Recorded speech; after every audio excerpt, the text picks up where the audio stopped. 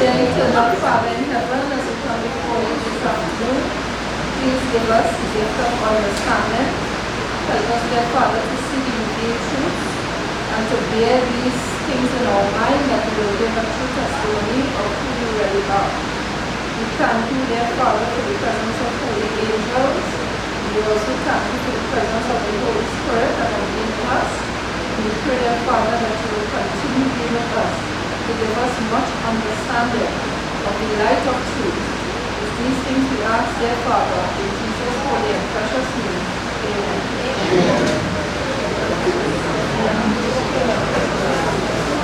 Right. So, we have been studying Daniel chapter 9. We have been studying Daniel chapter 9. And we have been looking at certain things in Daniel chapter 9. Daniel chapter 9 starts off with the prayer of Daniel for his people. And one of the things that Daniel identified in his prayer was the rebellion of his people. One of the things that he identified in the prayer was the rebellion of Israel, the sin of Israel. Because rebellion is sin, and rebellion could be an iniquity, and rebellion is transgression against the law of God. There is nothing good about rebellion, right? So let us look at certain parts of Daniel chapter 9 and see what Daniel is saying. It says this, verse 5, Daniel chapter 9 verse 5, it says, we have sinned and have committed iniquity and have done wickedly and have rebelled even by departing from thy precepts and from thy judgment. So the reason why they rebelled in the first place is that they departed from the precepts and the judgment, the law, the 10 commandments. They transgressed that, and they did it continually, they did it consistently, and they did not want to hear. They rebelled against God. So in Daniel chapter 9, the first part of Daniel chapter 9, the prophecy, deals with Daniel's prayer for Israel, and the prayer was for their rebellion. As Daniel saw in the prophecy of Jeremiah, he saw that the time was coming when they would have gone back to their land to build back up the temple, and hopefully to him was to serve God in spirit and in truth. That did not happen, right? That did not happen. So, we are reading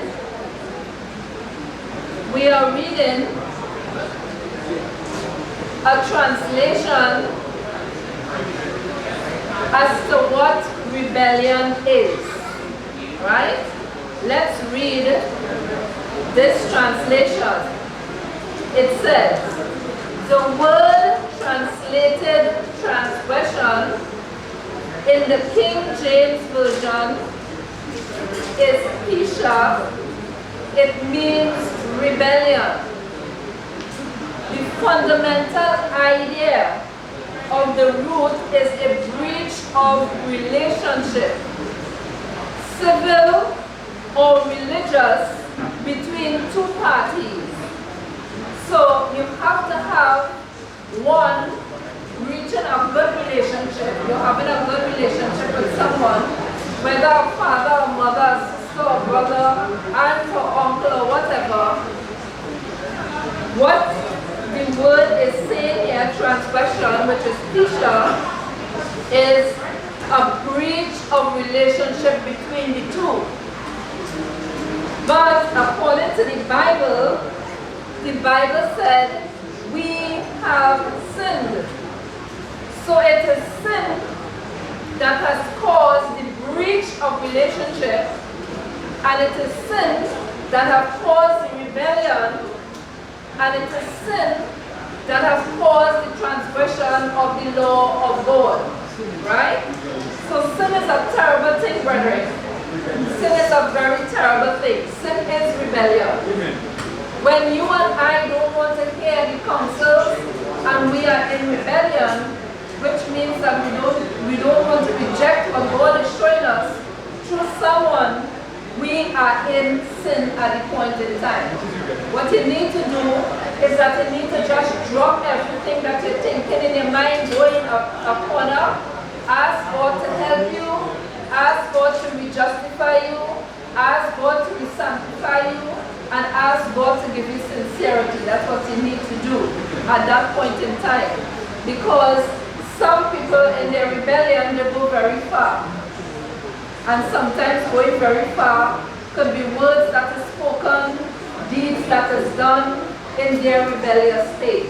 What you need to do is to just drop everything, go in a corner, pray, ask God to forgive you, ask God to give you sincerity, ask God to give you love for truth, ask God to change you.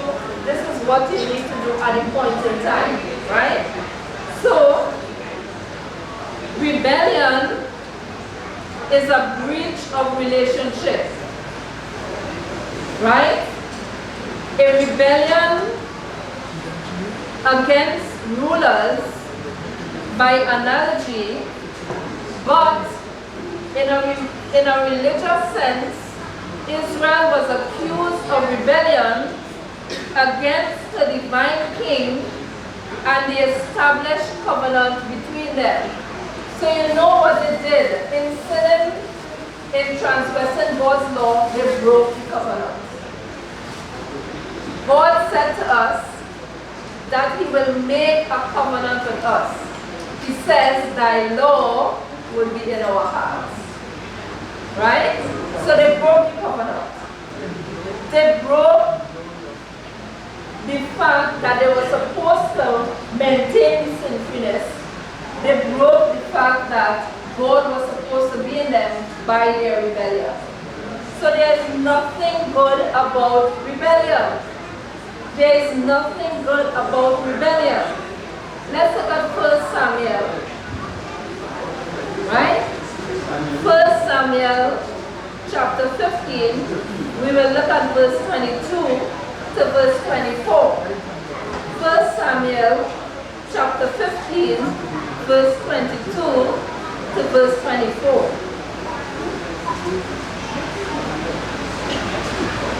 1 Samuel chapter 15, verse 22 to verse 24, it says this. And Samuel said, hath Yahweh as great delight in burnt offerings and sacrifices as in obeying the voice of Yahweh? Behold, to obey is better than sacrifice, and to hearken than the fat of ram. So they were trying to do some works to make themselves righteous. The Bible says obedience is better than sacrifice.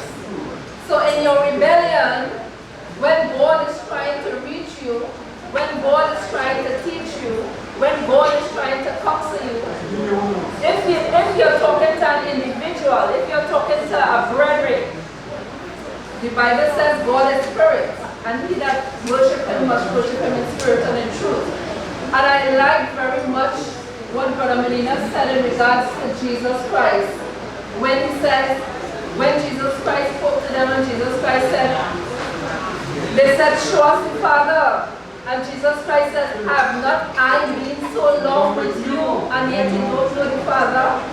So when someone is counseling us, when someone is teaching us, it is really the divine nature of love that is in them. So if you're in rebellion to the counsels that the person is showing, it means that you're in rebellion against God. So the person who's coming to you can't be coming to you on their own like that. Because it is the first point of change that a person has to be changed, that their mind has to come to the consciousness of righteousness and true holiness. So if they come to you and they're coming and they're speaking to you, it is the voice of God. And we are not supposed to be in rebellion to the voice of God. Let's read verse 23. 1 Samuel chapter 15 verse 23. It says, "For rebellion is as the sin." So rebellion is sin, right? Rebellion is as the sin of witchcraft, and stubbornness is an iniquity and idolatry. So with rebellion, you have stubbornness. It's like if someone is trying to move you, this object, and it is very stiff and you're not moving at all. It means that the voice of God is not getting through to your conscience, it's not getting through to your reasoning. What you need to do at that point in time, and sometimes with rebellion comes feelings. You get a feeling sometimes of self-pity, you get a feeling sometimes of hate, you get a feeling sometimes of envy. All kind of feeling comes with that rebellion. So when someone is speaking to you and you know it's truth, someone is coming to you and you know that they are in the truth, and you are vexed with them, you don't want to hear them, you're in rebellion, you know what? Just stay quiet a little while, move away, go in your corner, say, "Lord, have mercy upon me." And sometimes when you're in rebellion and that kind of feeling comes up, the kind of feeling of envy, hate, and all them sort of things, sometimes you have to pray more. Sometimes you have to pray long. Because we, as children who have been born upon the face of the earth, we have to learn to do well. Sometimes it's a learning, sometimes it's a discipline. Sometimes you have to stay 1 hour there, kneeling on your knees, asking God to get rid of that. Sometimes you have to stay there 2 hours, asking God to get rid of that, however long. Like the prophet rests with the angels all night, you have to do that too sometimes for yourself when you get that feeling. You have to do sometimes to yourself like that when you get that feeling. Go and ask God, say, "Lord Father, move this away from me, because it is your voice that I am not listening to. It is your voice that I am rejecting. It is your counsels, it is your faith that I am rejecting." Right?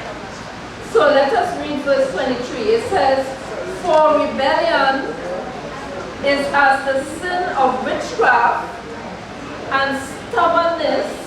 So he puts stubbornness with rebellion, he puts stubbornness with rebellion, and he put witchcraft also with it, and he put iniquity with it, so it's a constant habitual way of operating, and he put idolatry with it. So you're making yourself a God when you have rebellion. You're not glorifying God as God alone. And in your testimony, it would not be God as God alone. That means you don't have the faith of Jesus Christ. So as a Christian, if you're void of the faith of Jesus Christ, run in a corner fast. Right? Run in a corner fast. And start to pray and ask God, say, "Lord Father, give me the divine mind. Give me right feelings. Give me right operations. Give me right thinking." That's what you have to do. Because when you are in rebellion, sometimes evil angels comes around. When you're in transgressions, evil angels are there. And they put pressures upon your mind to make the matter worse. And when it makes it worse and you get the feeling of rebellion, sometimes actions comes in, sometimes words comes in, sometimes feelings comes in. You hate the person. Sometimes the person is somebody very dear to you. Sometimes it could be your own wife and you hate your wife. Sometimes it could be your own husband and you hate your husband. Sometimes it could be your own friend and you hate your friend. Rebellion is not a good thing. It's never a good thing. So when you get it and you're hearing the words of God and you know you're not accepting it and you know those feelings comes along, go in a corner, say, excuse me 1 minute.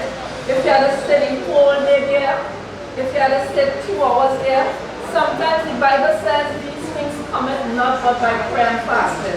Sometimes you have to pray a whole day because it's a habit that you learn to do from even childhood. And you have to learn to help yourself when these things happen, right? And you know the Bible says, my grace is sufficient for you. So God will help you at that point in time, right? God will help you at that point in time. It says, because thou hast rejected the word of Yahweh, he has also rejected thee from being king. So you're rejecting Yahweh. You're rejecting Yahweh by not listening to his voice, by not listening to the revealed truths of the word of God. Verse 24. And Saul said unto Samuel, I have sinned, for I have transgressed the commandment of Yahweh and thy words, because I fear the people and obeyed not your voice. So, always it is transgression. Always it is sin. Always it is not obeying the voice of God. Let's read verse 25. It says, now therefore I pray thee, pardon my sin and turn again with me, that I may worship Yahweh. So you need to get rid of this thing called rebellion. You need to get rid of this thing called sin. You need to get rid of breaking the commandments of God. That is a continual practice. That is a continual habit. Now, there is always a bout of sincerity. God does not intend for us, because he says that we should have all-time sinfulness. And he speaks about all-time sinfulness as a biblical teaching. But the Bible says man do not always abide. And we reject the word of God. We reject the voice of God. And we always do this sometimes in one way or the other. The thing is, ask God for the divine mind of righteousness. Right? Ask God for the divine mind of righteousness. So let us look at some of the revolts that Israel did in the wilderness. Let's look at Numbers chapter 40. Numbers chapter 40. Let's look at some of the rebellion. Imagine Israel went 40 years in the wilderness, right? A lot of them died out. And the key thing for them, or the key reason why they died out, was because of rebellion in the first place, as I said. But here, they are going into the promised land. They are now about to go into the promised land. And here we see the same problem that they had before is the same problem that they have, and they are going into the promised land. Look at trouble. Look at trouble. Sometimes God, the only thing that God can do to us is to depend upon our sincerity. You don't think you and I let down God most often? Yes, we do. You don't think He expects good of us? Yes, He does. But we ourselves need to keep up our sincerity, our love for truth. We have to make sure that we maintain sinfulness at all times. Because when that rebellion comes, sometimes when you're doing it to someone or an individual, the person that is getting that behavior is sometimes hurt, and God feels hurt, because we are supposed to be in a relationship with God. We are supposed to be as children that has parents, and when we do wrong, God feels hurt. Right? Right? So don't think that He does not feel any feelings. He gives emotions. He talks about gentleness, He talks about kindness. It means, if He talks about it, it means that it is part of His nature. Right? So He does feel hurt when we rebel. Right? Let's look at Numbers chapter 14. We'll look at verse 1 to verse 10. Numbers chapter 14, verse 1 to verse 10. It says this: Israel in rebellion. And all the congregation lifted up their voice and cried, and the people wept that night. And all the children of Israel murmured against Moses and against Aaron. And the whole congregation said unto them, Would God that we have died in the land of Egypt, or would God that we have died in the wilderness? Oh my God, you have been there. God has protected you. God has helped you. He has rained manna from heaven. Now you're going into the promised land, you're rebelling against Moses. You're rebelling against Moses, and you're attacking God. You're attacking God. They said that they wish they had died in the wilderness in their rebellion. Imagine how Moses must have felt. Imagine how Moses must have felt when Moses felt that rebellion so. When Moses felt the ungratefulness of Israel, he had to go before God and cry out before God and say, Lord Father, help me with this people. Because it was really terrible.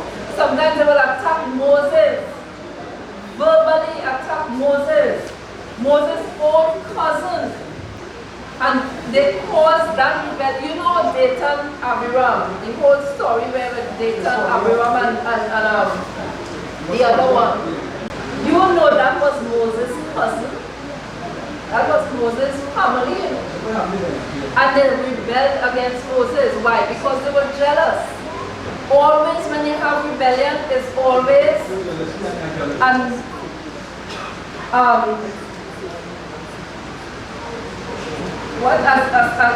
sinful trait. Why is it to call it like that? A sinful trait. Always with that rebellion is always a sinful trait. So they wanted the position of priest. He gave it to Aaron. God told him to do that. They were jealous and they rebelled. Right? But here we see that they're rebelling in the wilderness here. Let's look at verse 3. And wherefore hath Yahweh brought us unto this land? Hear the ungratefulness of these people. To fall by the sword. That our wives and our children should be a prey. Were it not better for us to return to Egypt? They rather go to Egypt. Look at the words that they're saying against Yahweh. Look at the miracles that Yahweh did on their behalf, and look at what they're telling Yahweh. Let's read verse 4. And they said one to another, Let us make a captain, and let us return to Egypt. Then Moses and Aaron fell on their faces before all the assembly of the congregation of the children of Israel. This is what they call through this experience here is what they call, this experience here is what they call true messianic image. People, they are attacking you and you still wish their well-being. You still wish that they would prosper in the faith. You still wish that they will be more sanctified. You still wish that they will still walk in faith. And yet they are attacking you and they are attacking God. Right? So we will continue this next week, please God. Because Brother Samson has to come up. This is his last week before he returns. So we will continue from Numbers chapter 14, verse 1 to verse 10. Pray to God that we do not find ourselves falling in this kind of behavior. Pray the Lord that we don't find ourselves rebelling against the voice of God. Amen? So let us pray.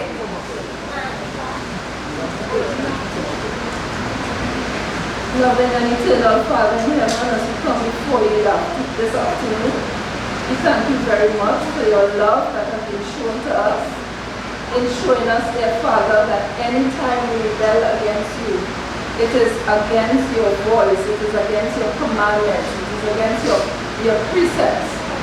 It is witchcraft, it is idolatry, and this trait should not be among us as people of God. Please help us that we will always be sincere, that we will always love morality, and that we will overcome wherever we have to overcome, and be good, sincere Christians before you. We pray, dear Father, asking that you will forgive us where we have sinned, and have mercy upon us by justifying us again. And please help us to have a sin-free, holy week in righteousness and true holiness, glorifying you as God alone. We thank you and we love you, and we ask these things in Jesus' holy and precious name. Amen. Amen.